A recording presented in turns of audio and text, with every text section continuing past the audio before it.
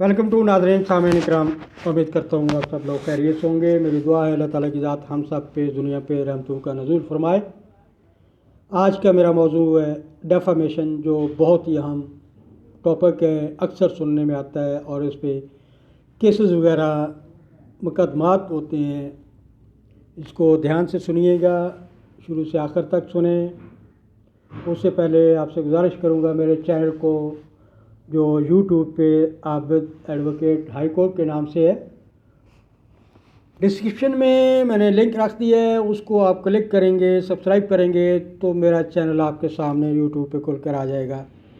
उसको व्यू करें, सब्सक्राइब करें, लाइक और शेयर करें दोस्त अहबाब में। ये कानूनी मालूमात है जो आप तक पहुंच रही हैं, 5, 10, 7 मिनट के, आपकी ज़िंदगी में काम आती हैं। तो आइए नाज़रीन कराम, कानून मजमूआ ताज़ीरात पाकिस्तान में डेफामेशन यानी कि अज़ाला हैसियत उर्फ़ी क्या है। उर्फ़ियत नाम का मिलता जुलता बिगाड़, ये इसकी तारीफ़ जो है अंडर सेक्शन 499 499 ताज़ीरात पाकिस्तान के मुताबिक ये है कि अगर एक शख्स ऐसी बातों के ज़रिए जो तलफ़्फ़ुज़ से अदा की जाएं या जिनका पढ़ा जाना मकसूद हो, या अशारों की मदद से या नकूश की मदद से किसी की निस्बत कोई इत्तहाम या तहमत या मुश्तहर करना, ये नीयत करके किसी शख्स की नेक नीयती, नेक नामी को नुकसान हो, वो कारोबार की शक्ल में हो, उसकी ज़ाती शक्ल में हो, या किसी भी लिहाज से कि वो मुआशरे सोसाइटी अपने कारोबारी हल्का अहबाब में मुल्क में बदनाम हो, किसी को बदनाम करना है। और पहुँचाने वाला जो शख्स है, ये नुकसान जो डेफामेशन की शक्ल में आ रहा है, कैटेगरी में आ रहा है, वो मुजरम होगा, जुर्मदार होगा, उसको सज़ा मिलेगी। तो स्वाय इन हालतों के जो मैं अभी बताने लगा हूँ, इसके अलावा हट के अगर कोई ऐसी हरकत की जाएगी जो किसी की नेक नामी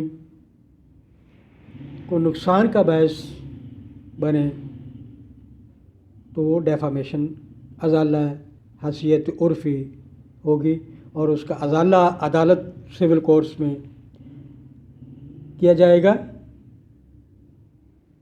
तो कौन सी इसमें ऐसी शक्लें भी या हमारे फ़ेल हैं जो इस दफ़ा में नहीं आती, यानी 499 section 499 Pakistan penal code ताज़ीरात Pakistan में, तो वो भी बयान करूँगा। और जो इसमें आती हैं कि अज़ाला हैसियत उर्फ़ी की कैटेगरी में क्या क्या आता है, वो आपको मैं पहले बता देता हूँ। नंबर 1, किसी मरहूम शख्स के बारे में कोई इल्ज़ाम लगाना, अज़ाला हैसियत उर्फ़ी है कि उसकी मरने के बाद भी उसकी शोहरत को ख़राब किया जाए। किसी कंपनी, जमात या फ़र्द वाहिद या इज्तिमाई अशख़ास पर हैसियत में इल्ज़ाम लगाना इस दफ़ा में शामिल है और वो जुर्म है। किसी के बारे में कुछ तंज़िया बात कहना, बात बिगाड़ कर कहना कि उसकी शोहरत को नुकसान पहुँचे, वो भी अज़ाला उर्फ़ी के ज़ुमरे में आएगी और जुर्म होगा। ऐसी तोहमत जो सराहतन या कनायतन और लोगों की नज़र में किसी शख्स की आदात या सफ़ात अक्ली की खिफ़्फ़त का बायस हो, यानी इसकी शर्मिंदगी का बायस बने, वो भी अज़ाला उर्फ़ी के जुर्म में आएंगे। इसके बाद नाज़रीन इकराम, डेफामेशन जो है किसी को खामख़ा नुकसान पहुँचाना, डायरेक्टली आप उसका कुछ कर नहीं सकते, तो आपने ये तरीका इख्तियार कर लिया लोगों में उसको बदनाम करना, हालांकि वो ऐसा नहीं है। हकीकतन उसके कारोबार को बदनाम करना, हालांकि वो हकीकतन कारोबारी हल्के में, पब्लिक में, आवाम में ऐसी उसकी شہرت نہیں ہے، اچھی شہرت کا حامل ہے اور اس کو نقصان پہنچنے کی غرض سے آپ یہ حرکت کر رہے ہیں تو آپ جرمدار ہیں، آپ ڈیفامیشن کا جرم کا ارتکاب کر رہے ہیں، ازالہ حیثیت عرفی کا جرم کا ارتکاب کر رہے ہیں، کسی کے بارے میں خلاف حقیقت الزام تراشی کر رہے ہیں آپ، جس سے اس شخص کی نیک نامی اور معاشرتی مقام کو بلا وجہ نقصان پہنچے، ازالہ حیثیت عرفی میں آتا ہے۔ اس قسم کے الزام تراشی بذریعہ الفاظ، بذریعہ اشارات، وہ دیکھو وہ غلط چیز ہے، بذریعہ نقوش، اس کی نقش و نگار بنا کے اس کی حیثیت کو، اس کی پرسنالٹی کو ڈیمیج کرنے کی کوشش کرنا، یہ سب اس دفعہ میں ازالہ عرفی کی حیثیت دفعہ 499 تعزیرات پاکستان کے تحت آتی ہیں۔ اور کچھ ایسی حرکات کرنا جو اس جرم میں شامل نہیں ہیں، جو ڈیفامیشن کی کیٹیگری میں آتی ہیں، ان میں یہ ہے کہ اگر الزام اس قسم کا ہو کہ جو سچا ہو تو ازالہ عرفی نہیں ہے، آپ نے سچا الزام لگایا اور واقعی ہی سچا ہے تو اس کو ازالہ عرفی کی کیٹیگری میں نہیں لائیں گے۔ ایسا الزام خلائق عامہ کے مفاد کے لیے لگایا جائے یا مشتہر کیا جائے تو ازالہ حیثیت عرفی نہیں ہے۔ کسی مفاد عامہ سے متعلق یا ایسے معاملہ سے متعلق جو خلائق عامہ ہو، عام پبلک کے لیے ہو، یا کسی شخص کے بارے میں نیک نیت سے کوئی رائے قائم کی جائے، ازالہ عرفی میں نہیں آئے گی۔ عدالتی کارروائی کا صحیح طریقے سے، صحیح الفاظ میں اس کی رپورٹنگ کرنا ازالہ عرفی میں نہیں آتا۔ عدالتی کارروائی کو آپ صحیح الفاظ میں، صحیح انداز میں مشتہر کر رہے ہیں، رپورٹنگ کر رہے ہیں تو وہ ازالہ عرفی میں نہیں آئے گا، ڈیفامیشن کی کیٹیگری میں نہیں آئے گا۔ عدالتی کارروائی یا صحیح الفاظ میں اس کی رپورٹنگ کرنا، دیوانی یا فوجداری مقدمات میں کسی شخص کی نسبت گواہان کی شہادت دینا یا نیک نیت سے کسی شخص کے بارے میں کسی رائے کا اظہار کرنا بھی ازالہ عرفی میں نہیں آتا، ڈیفامیشن میں نہیں آئے گا۔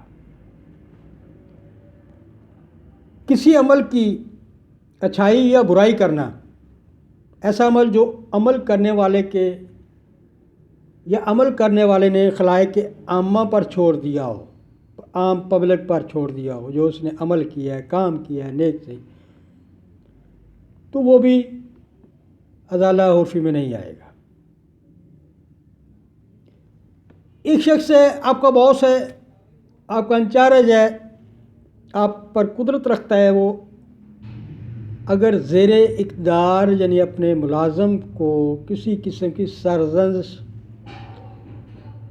جھاڑ جھپٹ کرے تو وہ ازالہ عرفی میں نہیں آئے گا۔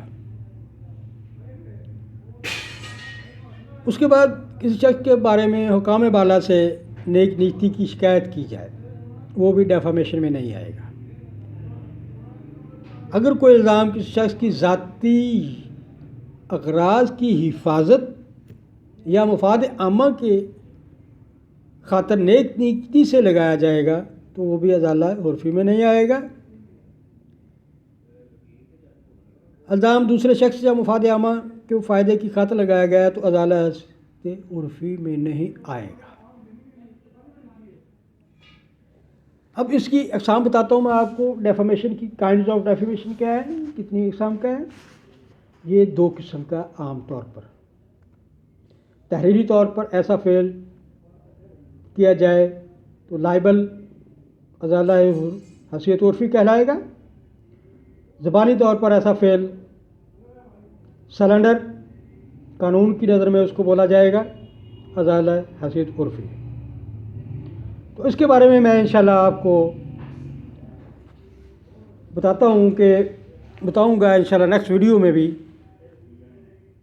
کہ کسی شخص کے خلاف کوئی تہمت لگانا اور مشتہر کرنا، ایسا الزام یا تہمت یا اتمام جو مختلف طریقوں سے کیا گیا ہو، یعنی الفاظ کے ذریعے، خواہ وہ زبانی ہو خواہ وہ تحریری ہوں، علاماتی ہوں، ظاہری نقوش کے ذریعے ہوں، تو یہ سب کے سب ازالہ عرفی کی ڈیفینیشن میں آتے ہیں۔